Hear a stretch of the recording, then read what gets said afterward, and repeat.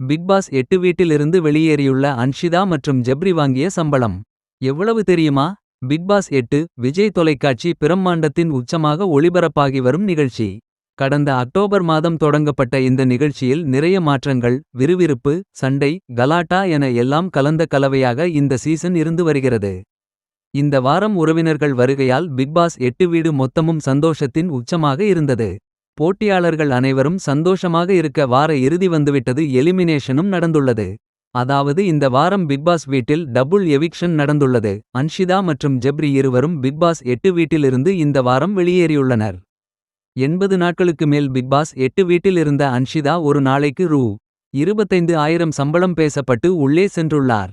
அடுத்ததாக வெளியேறிய ஜெப்ரி ஒரு நாளைக்கு ரூ. 10,000 பேசப்பட்டு நிகழ்ச்சியில் கலந்து கொண்டிருக்கிறார்.